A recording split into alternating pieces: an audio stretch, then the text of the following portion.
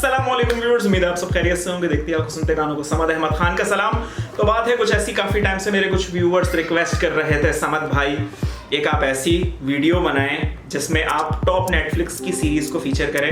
Because अक्सर लोगों के साथ मैंने ये प्रॉब्लम देखी है, वो जब नेटफ्लिक्स देखने के लिए बैठते हैं तो काफ़ी टाइम तो यही डिसाइड करने में निकल जाता है कि कौन सी सीरीज़ देखें। तो मैं आपके लिए लाया हूँ टोटल 15 ऐसी series, those are worth watching.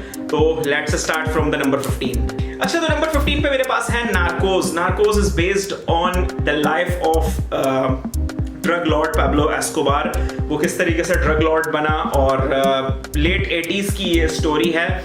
कहा जाता है कि अगर पैब्लो एस्कोबार आज जिंदा होता तो वो हमारे जो जाने माने बिलियनर्स हैं, इलॉन जानी और दूसरे हैं, उनसे कहीं ज़्यादा अमीर होता। इसका ड्रग एम्पायर इतना बड़ा था। और साथ में ये भी दिखाया है कि यूनाइटेड स्टेट्स की जो ड्रग इन्फोर्समेंट एजेंसी है DEA, उसने इसको किस तरीके से ट्रैक करा। अच्छा, नार्कोस ना नेटफ्लिक्स पे दो हैं, एक नार्कोस मैक्सिको है, एक ओनली नार्कोस है। तो इस वक्त जो ओनली नार्कोस है मैं उसकी बात कर रहा हूँ। टोटल 3 सीजन है, जिसमें से 2 सीजन रियल लाइफ पे बेस करते हैं, on the life of Pablo Escobar. Season 3 जो है वो फिक्शनल है, तो ये जरूर देखिएगा। अच्छा, नंबर 14 पे है मेरे पास पीकी ब्लाइंडर्स। पीकी ब्लाइंडर्स अपने अंदर एक बहुत मशहूर सीरीज है। अगर आप सिंपल YouTube पे जाके पीकी ब्लाइंडर्स लिखेंगे तो you will find millions of shorts. और जो टिकटॉक पे भी कंटेंट क्रिएटर है, ऐसा नहीं हो सकता कि वो टॉमी शेल्बी का कोई कोट या टॉमी शेल्बी का जो स्टाइल है उसके ऊपर वीडियो ना बनाए। तो featuring Cillian Murphy as Tommy Shelby, मशहूर आदमी, डेंजरस आदमी, एक गैंग लीडर है। पीकी ब्लाइंडर्स बेसिकली गैंग का नाम है, बर्मिंघम बेस्ड। उसका लीडर दिखाया है। टोटल 5 सीजन इसके आ चुके हैं, जिसमें सीजन 4 मेरा सबसे फेवरेट सीजन है। और मैं आप लोगों को ये ब्रेक नहीं करूंगा कि वो फेवरेट है क्यों। जो लोग देख चुके हैं वो तो ऑफ कोर्स जानते होंगे। सीजन 4 पे जब आएंगे तो आपका जो इंटरेस्ट लेवल है वो बहुत हाई हो चुका होगा।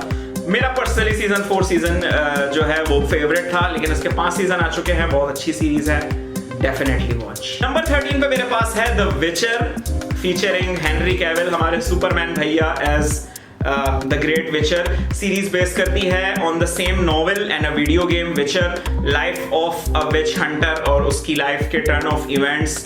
वो एक पाथ को फॉलो कर रहा है और वो पाथ उसको कहाँ लेके जाता है ये हमने देखना है। लेकिन इसमें अभी थोड़ा सा एक सेटबैक आया है कि Henry Cavill will not feature as Witcher in upcoming season. इसके 2 सीजन आ चुके हैं, तीसरे में नहीं आएगा, उसकी जगह लियाम हेम्सवर्थ ले रहा है। लेकिन still it's a good series to watch, तो मस्ट वॉच विचर। नंबर 12 पे मेरे पास है स्ट्रेंजर थिंग्स, जो कि एक साइफाई सीरीज है। In the 1980s a group of young friends, उनको एक लड़की मिलती है जो कि एक लैब, एक्सपेरिमेंटल लैब होती है, वहां से भागी होती है वो।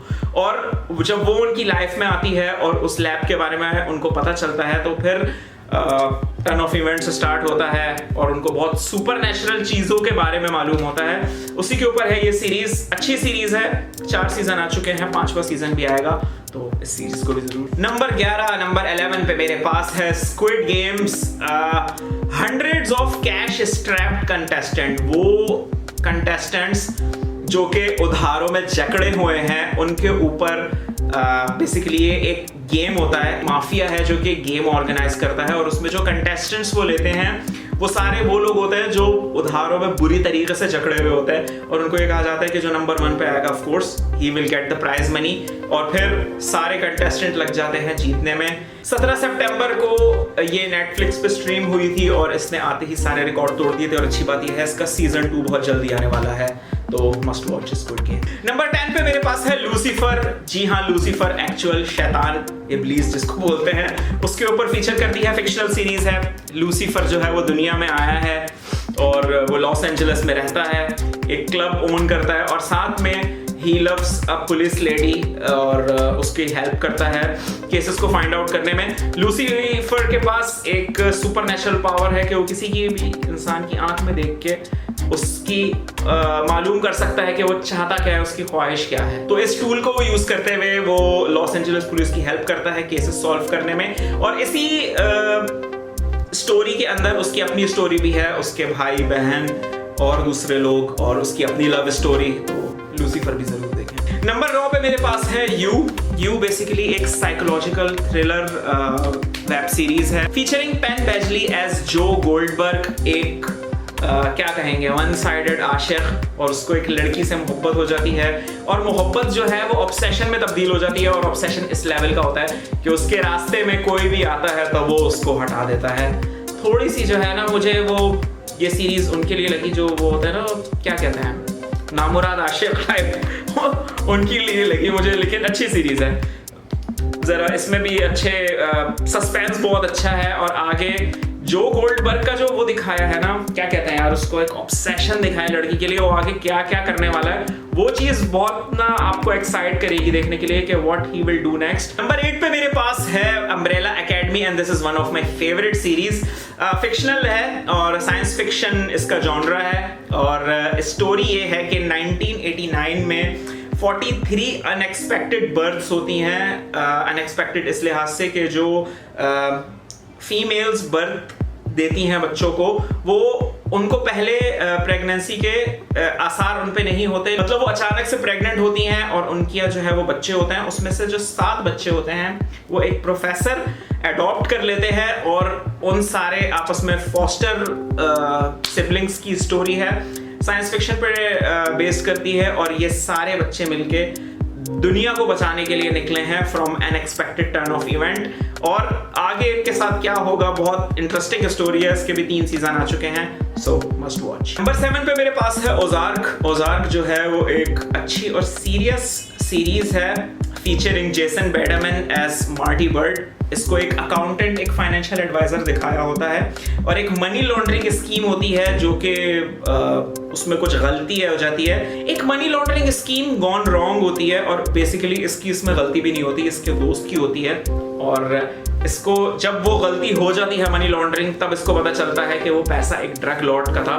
ड्रग लॉर्ड जो है वो इसके फ्रेंड को उसी वक्त खत्म कर देते हैं और इसको भी करने वाले होते हैं, लेकिन ये एक जाहिर सी बात है, एक फाइनेंशियल एडवाइजर होता है। तो ये उस ड्रग लॉर्ड को कहता है, बेसिकली ड्रग लॉर्ड से भी ये डायरेक्ट कनेक्टेड नहीं होता, उनके एडवाइजर्स को कहता है कि मैं आप लोगों का पैसा जो है वो आपको वापस ला कर दे सकता हूँ। एक नई मनी लॉन्ड्रिंग स्कीम देता है और अपनी फैमिली को लेके ओजार्क एक जगह है यूएस में, वहां पे शिफ्ट हो जाता है। और फिर अब इसने अपनी फैमिली को बचाना है।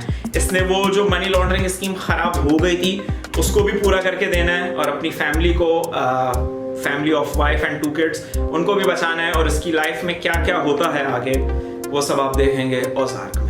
अच्छा, मैं थोड़ी सी माजरत भी चाहूंगा, मैं बहुत कम बता रहा हूँ, बहुत ठहर के बता रहा हूँ। मेरी पूरी कोशिश है कि मैं कम से कम स्पॉइलर दूं और ज्यादा से ज्यादा आप सीरीज को एंजॉय कर सकें। तो नंबर 6 पे मेरे पास है house of cards. House of cards का जो जॉनरा है वो है पॉलिटिक्स थ्रिलर। ज्यादातर यूएस की जो अपनी पॉलिटिक्स है इनकी, डेमोक्रेट रिपब्लिकन्स की, उसके ऊपर है ये series. Featuring Kevin Spacey as Frank Underwood, जो कि अपॉइंट हुआ है एक डेमोक्रेट सेक्रेटरी ऑफ स्टेट, और फिर किस तरीके से वो अपने जो पॉलिटिकल राइवल्स हैं उनको अपने रास्ते से हटाता है, किस तरीके से वो खुद प्रेसिडेंट बनता है और उसके बाद अपनी वाइफ को प्रेसिडेंट बनाता है, वो सब आप देखेंगे हाउस ऑफ कार्ड्स में। पॉलिटिक्स में अगर आपका इंटरेस्ट है तो आपको ये बहुत पसंद आएगी। नंबर 5 पे मेरे पास है वाइकिंग्स। रैग्नार लॉथब्रुक, लेजेंडरी वाइकिंग लीडर, जिसकी हिस्ट्री जो है वो वाइकिंग्स की जो पोएम्स लिखी गई थी और उनकी स्टोरी लिखी गई थी उसमें हमें मिलती है। तो उसी के ऊपर ये सीरीज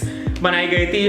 रैग्नार लॉथब्रुक के एडवेंचर्स जो थे, बेसिकली वाइकिंग्स जो थे वो स्कैंडिनेवियन पीपल थे, इनकी अगर आप हिस्ट्री पढ़े, और फिर ये आए थे इधर इंग्लैंड की तरफ आए थे। इन्होंने जो है वो वहां इंग्लैंड को बेसिकली इन्वेड करने की कोशिश करी थी, क्योंकि इनके पास रिसोर्सेज नहीं थे, ये सिर्फ लड़ना जानते थे, बहुत बहादुर थे, लेकिन इनके पास रिसोर्सेज नहीं थी। तो उसको उनको हासिल करने के लिए ये इंग्लैंड आए, तो इन्होंने इंग्लैंड को इन्वेड करा था, उसके ऊपर है ये सीरीज, तो वाइकिंग्स भी जरूर देखें। नंबर 4 पे मेरे पास है द लास्ट किंगडम, और इसकी भी स्टोरी वही है। ये बेस करती है डेन्स जो थे, वाइकिंग्स थे, उनका invasion of England. Featuring Alexander Dreymon as Uhtred, England के एक लॉर्ड का इसको बेटा दिखाया होता है। फिर जब इसका जो एरिया होता है वहां पे डेन्स आ जाते हैं, वाइकिंग्स आकर कब्जा कर लेते हैं, तो फिर ये वाइकिंग्स के साथ चला जाता है और बाद में वाइकिंग्स को इसने अपनी लॉयल्टी प्रूव करनी होती है। तो ये for the time being Vikings के साथ रहता है और फिर इसकी जिंदगी में बेतहाशा एडवेंचर आता है। और इसका जो बेसिकली मकसद है वो इसका जो अपना एरिया था जहाँ पे पहले वाइकिंग्स ने कब्जा करा था, उसके बाद एक और इंग्लैंड का ही एक लॉर्ड होता है वो कब्जा कर लेता है, तो इसने उसका अपना जो फोर्ट था, अपनी जो जगह थी उसको हासिल करना है और उसके ही पीछे ये चल रहा है। नंबर 3 पे मेरे पास है ब्रेकिंग बैड। और ब्रेकिंग बैड ऐसी सीरीज है कि अगर आप इसको इग्नोर कर रहे हो तो बहुत गलत कर रहे हो।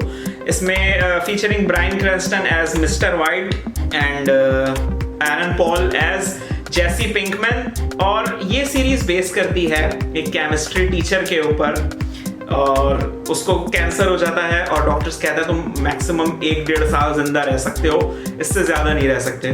तो उसको इस बात का गम होता है कि मैंने अपनी सारी ज़िंदगी एज अ टीचर गुजार दी और मेरे पास पैसे नहीं है। When I will be gone, तो मेरी बीवी है, मेरा बच्चा, उसका क्या होगा। तो अब उसका एक स्टूडेंट होता है जेसी पिंकमैन, एरन पॉल, उसके साथ मिलकर ये ड्रग बनाता है, क्योंकि अपने ये स्टूडेंट को देख लेता है कि वो ड्रग बेच रहा होता है। तो कहता है तुम ड्रग सेल करोगे, मैं बनाऊंगा, रेसिपी मेरी होगी और हम ड्रग सेल करेंगे। और ये लोग सिर्फ कुछ पैसों के लिए स्टार्ट करते हैं और देखते ही देखते इनका जो ये मेथिलफेटामीन क्रिस्टल मैथ का जो बिजनेस है वो एक ड्रग एम्पायर बन जाता है। और ये ड्रग एम्पायर इस हद तक बढ़ जाता है कि उनसे संभालना मुश्किल हो जाता है। और आगे इनके साथ क्या होगा वो आपने देखना है। 5 सीजन पे मुश्तमिल सीरीज है, सुपर है, जरूर देखिएगा। नंबर 2 पे मेरे पास है बेटर कॉल सॉल, जो कि ब्रेकिंग बैड की ही स्पिन ऑफ सीरीज है। ब्रेकिंग बैड में ब्रायन क्रैनस्टन और एरन पॉल का ये वकील होता है जिसका नाम है सॉल गुडमैन, और इसके ऊपर ये सीरीज है। बेसिकली एक कॉनमैन होता है जो आगे जाकर वकील बन जाता है, और एक कॉनमैन जब वकील बनेगा तो आप खुद सोच लें कि वो क्या तबाही मचाएगा। To be honest with you, season 1 के शुरू के एपिसोड्स शायद आपको इतनी इंटरेस्टिंग ना लगे, लेकिन जैसे ही सीजन 1 एंड होगा आपका इंटरेस्ट इसमें बनना स्टार्ट होगा डेफिनेटली।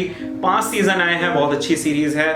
ब्रेकिंग बैड की स्पिन ऑफ है, जरूर देखिएगा, लेकिन इसको बेटर कॉल सॉल देखने से पहले आपने ब्रेकिंग बैड जरूर देखनी है। नंबर 1 पे मेरे पास है डार्क, और डार्क मेरी जिंदगी की अब तक की सबसे बेहतरीन वेब सीरीज है। और ये क्या वेब सीरीज है मैं एक्सप्लेन नहीं कर सकता, आई कैन नॉट एक्सप्लेन ये है किस तरीके से।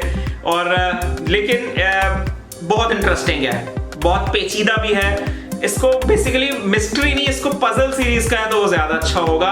2 बच्चे मिसिंग होते हैं एक जर्मन टाउन से, और उन बच्चों को जब ढूंढने लगते हैं तो एक sinful turn off event start होता है। बेसिकली इसमें थोड़ा सा टाइम ट्रैवल दिखाया है, साइंस फिक्शन है, तो मैं इसको एक्सप्लेन नहीं कर सकता टू बी ऑनेस्ट, लेकिन डार्क जरूर देखिएगा। तो ये थी टॉप 15 नेटफ्लिक्स सीरीज। आप इन सब सीरीज को जरूर देखिएगा। अगर इनमें से कुछ देख चुके हैं तो मुझे अपने रिव्यूज जरूर बताएं कि आपको ये सब सीरीज कैसी लगी। और अगर आप चाहते हैं किसी सीरीज पे मैं रिव्यू दूं तो कमेंट सेक्शन खुला हुआ है। मैंने पूरी कोशिश करी है कि मैं कम से कम बताऊं, कम से कम स्पॉयलर्स दूं, ताकि आप लोगों को ज्यादा मजा आए देखने में। So thank you so much for watching. Make sure you subscribe to my channel.